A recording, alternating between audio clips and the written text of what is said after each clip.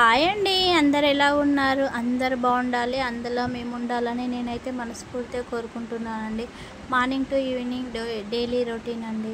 ఇవాళ పొద్దుగాల లేచి గుమ్మం గడికి పసుపు కుంకుమ పెట్టి గుమ్మానికి ముగ్గు వేసి ఇక అమ్మవారికి వచ్చేసి దీపం అయితే ముట్టించుకున్నానండి. ఇవాళ నైవేద్యంగా అయితే అమ్మవారికి నేనైతే రాగి జావ అయితే నైవేద్యం పెట్టేసుకున్నాను.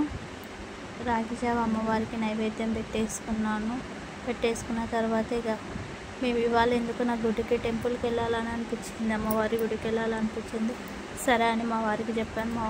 మా వారిని తీసుకొని టెంపుల్కి అయితే వెళ్ళామండి. టెంపుల్కి వెళ్ళి అక్కడ నిమ్మకాయ ఒకటి అమ్మవారి కోసం అని నిమ్మకాయ దండ, కొబ్బరికాయ, ఇక పసుపు కుంకుమ, కొన్ని పూలు ఇచ్చిండ్రు, కొన్ని అగరబత్తీలు ఇచ్చిండ్రు. వాటికే 150 రూపాయలు అంటండి. ఆ పూజ సామాన్లకి 150 రూపాయలు అంట. మనం తీసుకుపోయిన అమ్మవారికి కొంతసేపు ఇట్లా వేస్తారు, పక్కకు తీసేసేస్తారండి. ఇక ఎట్లయినా శుక్రవారం కదా, అమ్మవారికి వేద్దామని అమ్మవారికి తీసుకొని అయితే వెళ్ళాము. ఇక్కడ వచ్చేసి మొక్కుకున్న వాళ్ళందరూ అమ్మవారికి నెయ్యి దీపాలు వెలిగిస్తున్నారండి.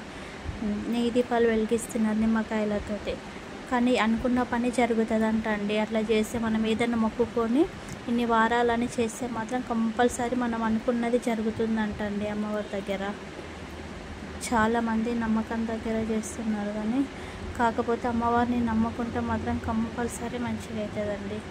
ఇక అమ్మవారి దగ్గరికి వచ్చి అమ్మవారి ఆరతి తీసుకొని పంతులు గారి దగ్గర తీర్థం తీసుకున్నానండి. ఇక ఈవినింగ్ వచ్చేసి మార్నింగ్ లేట్ అవుతుందని మా వారు మునక్కాయలు తీసుకొచ్చారని నేనైతే మునక్కాయల చిక్కు తీసుకుంటున్నాను.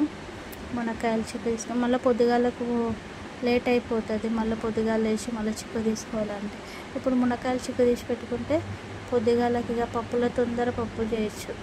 అట్లానే ఇప్పుడైతే నేను మునక్కాయలు అయితే చిక్కు తీసి పెట్టుకుంటున్నాను. కానీ మునక్కాయలు కానీ కూడా మంచిగా ఉన్నాయి, ఫ్రెష్గా ఉండేటప్పుడు మంచిగా వస్తాయి.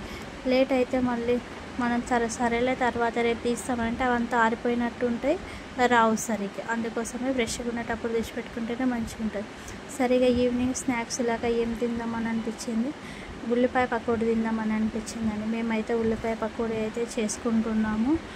ఆనియన్ కట్ చేసి ఆనియన్ కొంచెం మెత్తగా పిసికి అందులోని ఓమ, ధనియాలు కొంచెం కచ్చపచ్చగా దంచి వేసి కొంచెం కారం, కొంచెం పసుపు, రుచికి సరిపడా పసుపు వేసుకొని ఇక ఇది మొత్తం మంచిగా స్మాష్ చేసుకోవాలండి.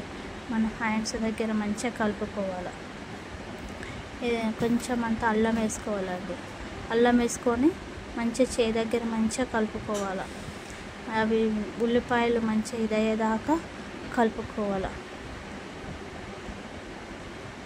ఉప్పు, అల్లం ఎల్లిగడ్డ పేస్ట్ అన్నీ ఆ ఉల్లిగడ్డలకు కలిసేదాకా మంచిగా కలుపుకోవాలండి. చేయి దగ్గర మంచిగా కలుపుకోవాలి. ఉల్లిగడ్డలు ఉన్న నీరు వస్తుంది కదండి, మనం ఇప్పుడు శనగపిండి వేసినా కానీ కూడా మంచిగా ఆ ఉల్లిగడ్డలు ఉన్న నీరు దగ్గరనే ఈ శనగపిండి కలపవచ్చు. మళ్ళీ మనం అందులో నీళ్ళు పోయాల్సిన అవసరమే ఉండదండి.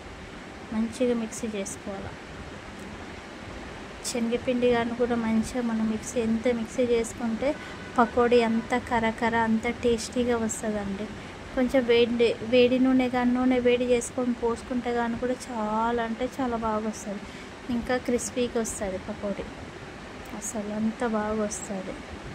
ఎంత మంచిగానే అంటే అంత మంచిగా మన నమ్ములుతుంటే కటకట అంటుంది, అట్లా వస్తుంది. ఇప్పుడు నేనైతే ఇక పకోడీ అయితే వేస్తుంది. మంచిగా అంతా మిక్సీ చేసి పకోడీ వేసేది చూడండి. అసలు నేను ఇంత వాటర్ కూడా వేయాలి, ఆ ఆనియన్లో ఉన్న వాటరే శనగపిండి కరెక్ట్ సరిపోయింది. ఇప్పుడు అయితే చూడండి నేను పకోడీ అయితే వేస్తున్నాను. పకోడీ అంటే ఎవరికైనా ఇష్టం ఉండొచ్చు, అందరికి ఇష్టం ఉంటుంది. ఉల్లిపాయ పకోడీ అంటే చాలా మందికి ఇష్టం, నాకు కూడా ఇష్టం అండి ఉల్లిపాయ పకోడీ అంటే. మా సాయి గాని కూడా పకోడీ మంచిగా ఇష్టంగా తిన్నాడు. పకోడీ తింటావా నాన్న అంటే అమ్మ తింటామ్మా అని మంచిగా తిన్నాడు. చూడండి ఉల్లిపాయ పకోడీ. అసలు చేస్తుంటేనే ఇద్దరు మా వారు సాయి ఇద్దరు తిన్నారు, సగం పకోడీ అయిపోయింది. ఓకే అండి, బాయ్.